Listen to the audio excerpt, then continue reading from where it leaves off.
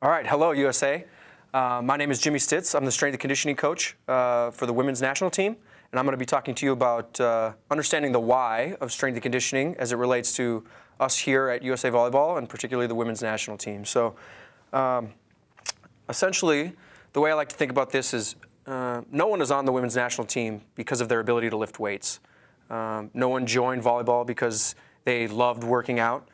We've added resistance training to your training plans as you've progressed in your career, as you've adapted volleyball as more of a full-time sport. Strength and conditioning has been added to your plate, and I'm going to lay the argument out to you today that it becomes more important as volleyball becomes more and more a part of your life, as it becomes something that you rely on as a livelihood, as you age and go through this process of becoming not just a volleyball player in college or club, but a professional volleyball player with dreams and aspirations of doing difficult things and things that have never been done before. So the way I like to look at it is we have this path. And those of you that drive around Southern California can recognize this interchange here. Essentially, we have four paths that we ask our athletes and we put our athletes on as they enter our gym. The first of which being athletes that are working to get healthy enough for roster consideration. So you've had a surgery or you've had other injuries in your past that are limiting your ability to be considered for rosters. And that's a path that we can take you down, and we work diligently to help you get out of that path as soon as we can in a safe, effective way. The other path that we have for our athletes is those that are working to make their first roster. Maybe you've been in the gym for a year or two or several years, and you have not quite made a roster, but you've been practicing with the team. You've been up for roster selections, but haven't quite made the rosters you're hoping to make. That is another path that our athletes are on. A third path that we like to look at is athletes that are working to consistently make a roster. Now, maybe you've been on a Pan Am Cup team or maybe different legs of Grand Prix or Volleyball Nations League is now it's called. But you haven't been able to crack that ceiling enough to where you can consistently make a roster time and again, and feel confident in your ability to do so. And the last path or lane that we like to ask athletes to travel is to continuously make rosters. And once you have made a roster, make the next roster, make the other roster, feel confident in your ability to be on the team and be able to train in a way that helps you stay on rosters and contribute to the team in a tournament environment. And one of the things I like to hammer home in this is the concept of what gets you from one lane to the next lane is not going to be the same. It may have some crossover, some carryover. In fact, I would venture to guess that it's going to have a lot of crossover. But what moves you from lane to lane is not always the same thing. And it's a constant exploratory process that we ask you to go through. And we're in this process with you. So we are working very hard, but we identify a lane that you're in. We're going to work really hard to get you to the next lane. And then hopefully we're all consistently making rosters and traveling to the tournaments we'd like to travel to. I want to start by looking at this cartoon. And those of you that have been in Karch's office may recognize this cartoon. And I think it's a good visualization for what it is we ask you to do. And if you follow along the cartoon, you can see at the end it says, the more you sweat in training, the less you bleed in battle. And I think that that has become kind of a mantra of strength and conditioning, but training and also the environment here in the women's national team. We like to think that we are training harder and smarter than anyone that we train against. And this is just a good visual representation of that. It is going to be difficult. It is going to be challenging. But the more that we sweat in training, the harder we work when we're in the confines of our home training in Anaheim or whether we're on the road training. The harder that we train, the less we bleed in battle. That leads me to this first concept, and I like to use Lady Justice to kind of visualize this for us because the saying goes, justice is blind, and we can look at two different ways of thinking and just frame our thought process around something that I think might be new for some of you.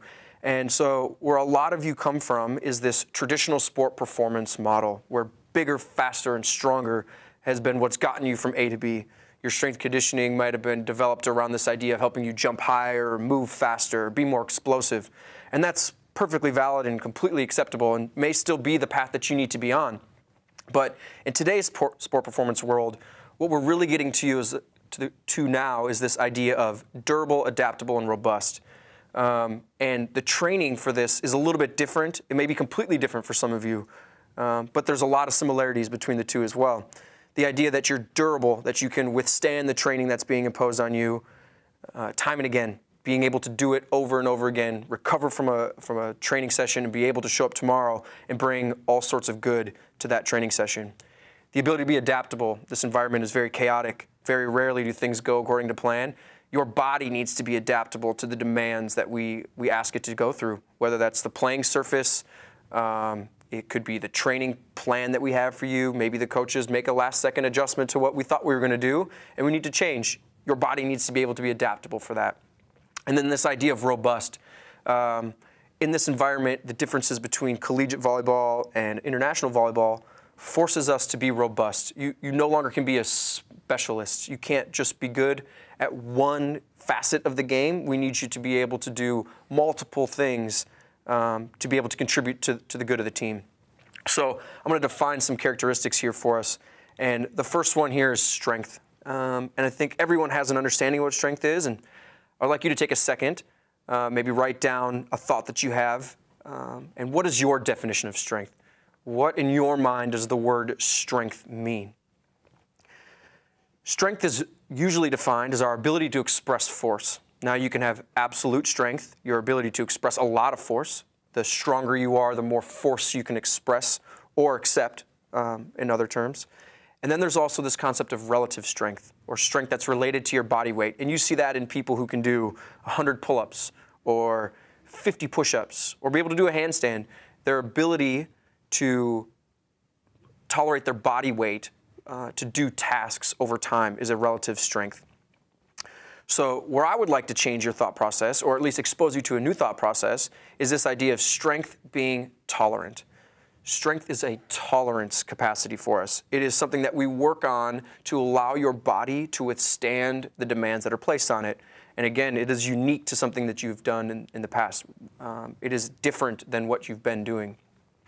Now, if any of you have seen Karch's presentation already, you probably have heard of Marv Dunphy.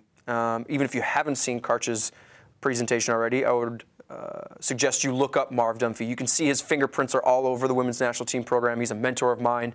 He's been around volleyball for a very long time, and he has this saying that I think is pretty fantastic, and it says, strength training is athletic armor. And Marv will say this to me when the team's training from time to time, and the first time he said it, a light bulb went off in my head, and I couldn't believe I hadn't thought of it this way. But strength training is your ability to tolerate more. Just like body armor allows you to tolerate more bullets or more shrapnel or whatever the case is that body armor is protecting, you can withstand more damage if you're wearing body armor. And that's the way strength conditioning works in this setting, is it is a ability to tolerate more. So that begs the question, what are we tolerating? So you can look at this graph here, and this is a screenshot of a practice in the women's national team gym. And I would say it's a pretty common day in our gym. And each line and dot represents a jump by any player at any given time. And you can see practice started just after 10 a.m. It looks like team practice finished around 12:45, and then some players got some extra work in for 15, 30 minutes at the end. But each one of those lines and dots represents a jump. And those blue ones is this player here at the top. You can see that this player is a middle blocker in our gym. They jumped 184 times in this practice. At an average height of 16.9, or about 17 inches was the average of all of their jumps, approaching 31 inches at her max, at a rate of 1 jump per minute. Now, that's quite a lot. If you consider we're practicing for 2.5, 3 hours, 1 jump a minute may not seem like a lot, but I can tell you, and you probably know this intuitively from playing so much volleyball, that's a lot of jumping. And not that that's good or bad, but it is the demands that the sport places on us, and so we need to be good about doing things to help you tolerate those demands.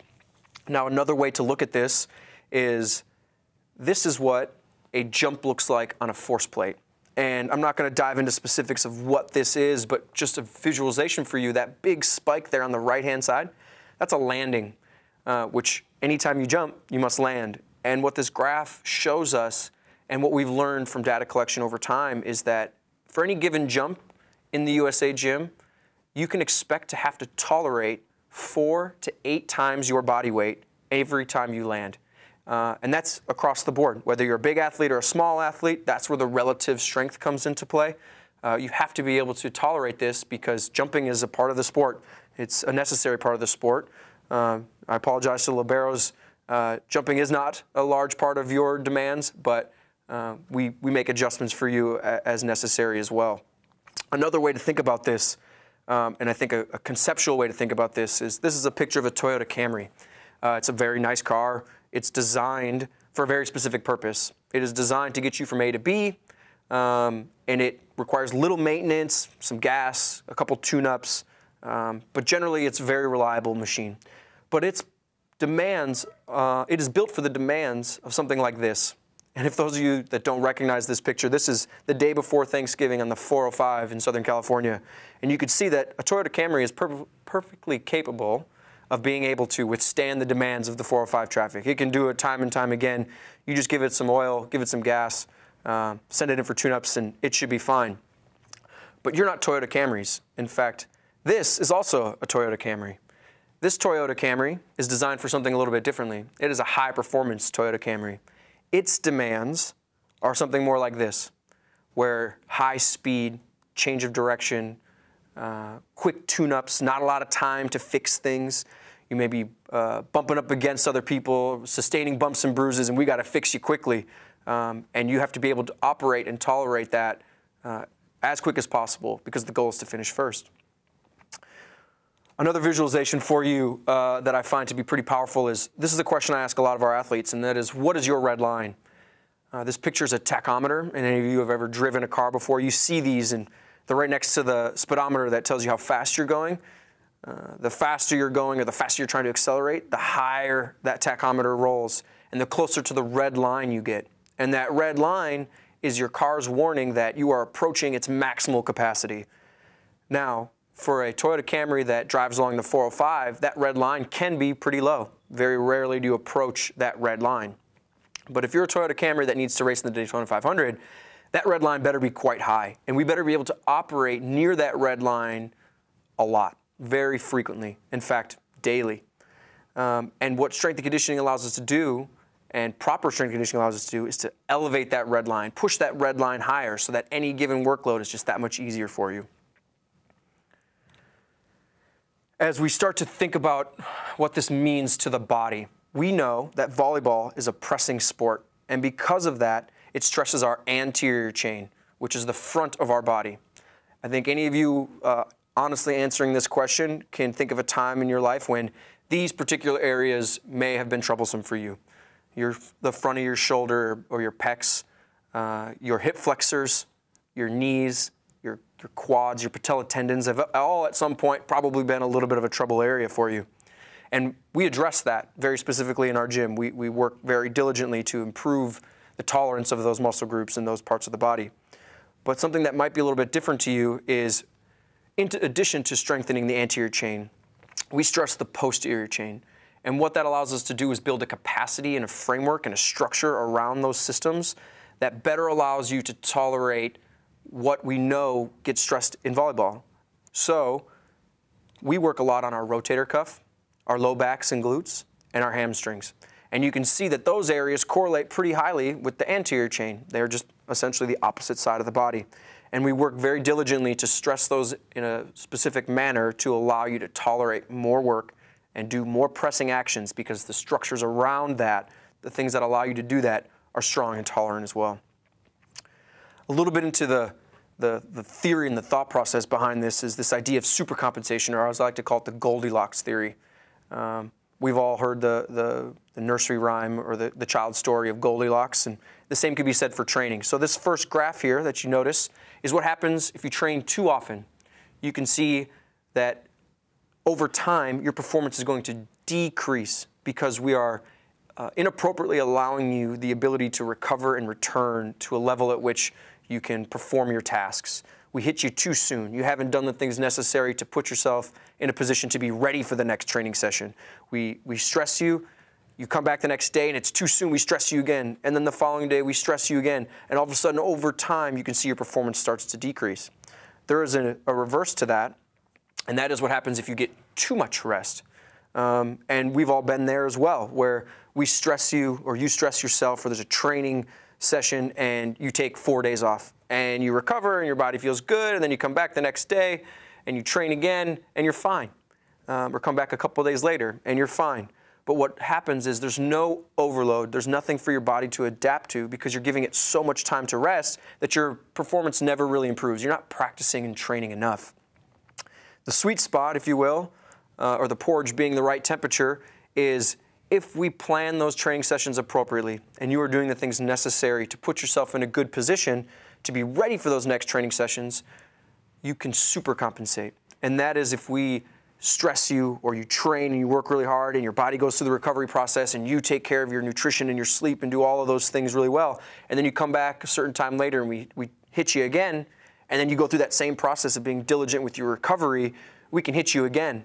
And over and over and over again, over time, you can start to see your performance is actually going to increase. Your body's going to be able to tolerate more. It's an overloading principle, but done at the appropriate time. Now, one of the questions I get commonly is, can I just play volleyball to get in volleyball shape? Or can I do yoga training or spin class or circuit training? And I would say yes is the answer to that. You can do those things. They have an appropriate time and place for each one of those. Unfortunately, the way that the body works is those don't stress the tissues enough to create a durable system. It works a lot like a rope or a cable.